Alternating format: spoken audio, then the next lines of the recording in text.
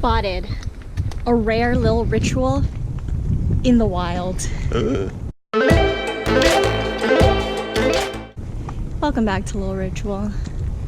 It has been a little bit of a low-key depressive season. Let me just say, life has been hard. Always. So we're gonna start it back up again because it's spring. And you know what? Spring just adds a little spring in my step. What about you? Oh, it's a cleaning type of season for me. Cleaning what? Got nothing really. Cleaning out my mind. Cleaning out your mind. Yeah. Starting new.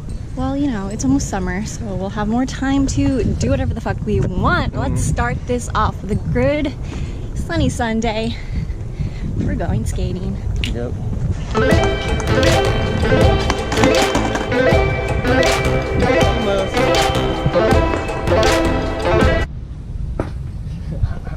Get that sign up here. Oh yeah. Beware of dog. The cat is shady too. Like the cat, like looking like it's hella shady. You know, me and Ryne have been having some interesting conversations lately. Yeah, well, Colonization. oh. The school system. Yeah. Homelessness in the Bay Area. Just, you know, your good old America's fucked up kind of shit. Did you know any homeless people when you were growing up? When I was growing up, no. Any interactions? I grew up very much never seeing a homeless person. Even though you were in LA?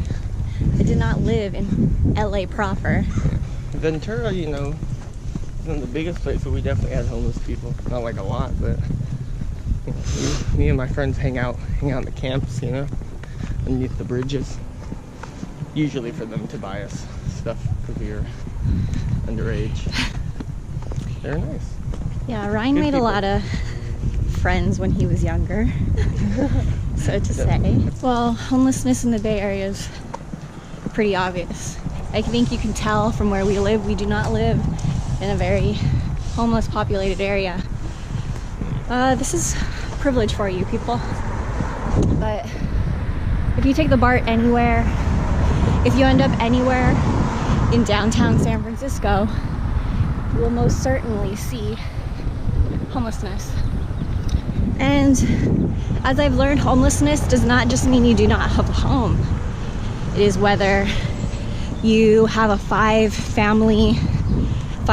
family living in each room. That's actually considered homelessness in the Bay Area. And it's often that when I walk the streets of San Francisco, there are homeless people, disabled people, people in need, people who have children who don't have jobs. They may live somewhere, they may have a home, but everyone's really struggling. And I have to walk past the Twitter building every day and see tech bros actively ignoring everyone in the streets and their fancy gadgets and their Patagonia jackets, etc. And I'm left with the feeling of, how can I help? You know, I get a couple bucks back going to the dispensary, you know, they give you that $2.50 back. So I always take that cash that I'm privileged to have, and they give me a little bit of change, and use that change to give to people on the street.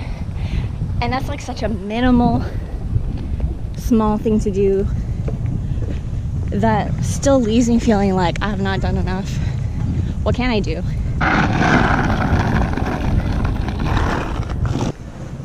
This has been part of my ritual. Walking a couple blocks to this park and sitting in this tree.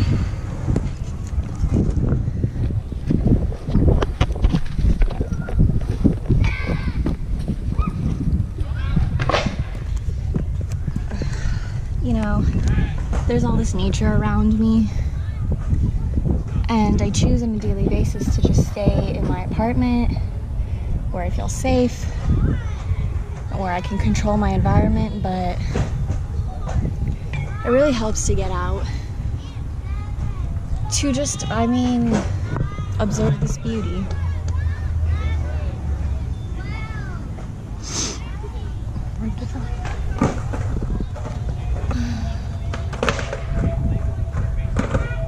I just have a lot of gratitude for being able to live such a beautiful place.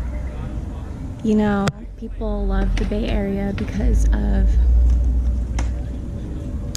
I guess there's a lot of reasons to love the Bay Area, whether you come for the culture, but a lot of the times you come for the culture and you abuse it, you don't honor it. You know, there's so much natural beauty out here, and I tend to ignore that because I'm so inundated with like the city life, and that's actually part of the Bay that I really try to stay away from. And you know, a lot of people come here because of the money. I kind of came here for the money. You know, I wanted to come here and work a corporate job, and I succeeded in that, and it was hell. And you know, I'm really lucky to live in this neighborhood where it's safe and quiet and beautiful and green, but at the same time I don't feel like I should be living here without giving back to the community, and also not letting that be a goal to like fulfill my my ego, you know, to pretend that I'm woke. So yeah, I'm just like in a contemplative mood about living here and wanting to continue to live here, although it is like one of the most expensive places to live in America. And like, why is it so expensive? I mean, what are people flocking here for?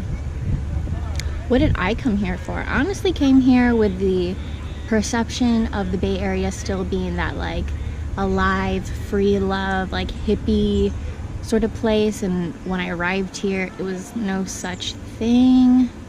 And yet, even if it was, I think I would be coming here for the wrong reasons. You know, that's all like, it's all a facade, really.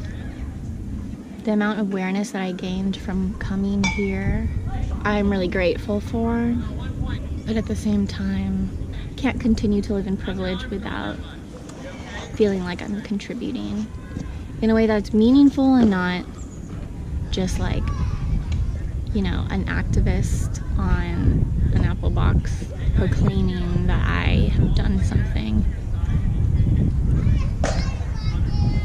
So, you know, how do the people with compassion and privilege both reconcile that in a place that is so mixed with privilege, aka here, and disparity of wealth outside of this bubble, you know, on the streets in front of your face every single day?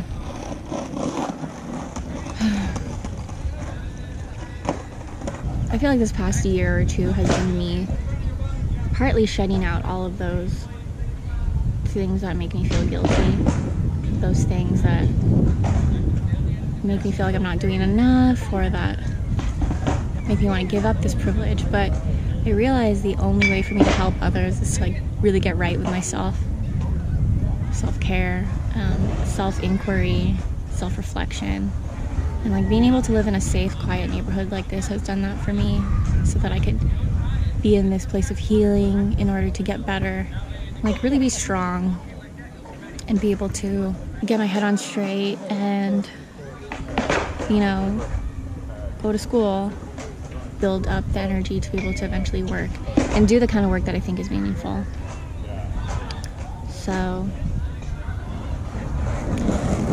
you know, don't try to erase or ignore your privilege. That's probably the worst thing you can do if you have it in the first place.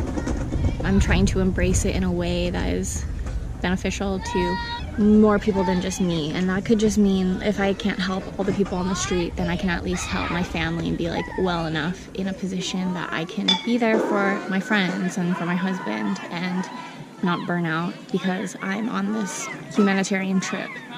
And there's a lot of that in the Bay Area. And there's a lot of sense of entitlement and judgment and right and wrong, black and white divides. And I'm just learning to sort of melt all those things down, reshape them, and grow from them.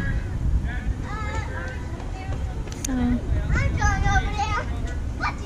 you know, I'm just thanking this tree for holding me at this moment. Oh, we have some guys. It's okay. See you next time.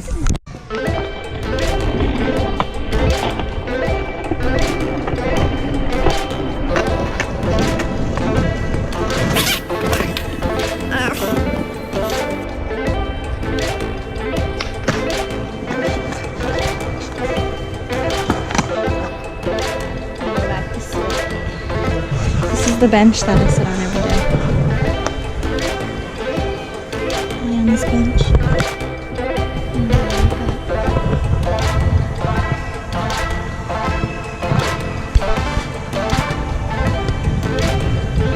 It's almost like we're in the forest.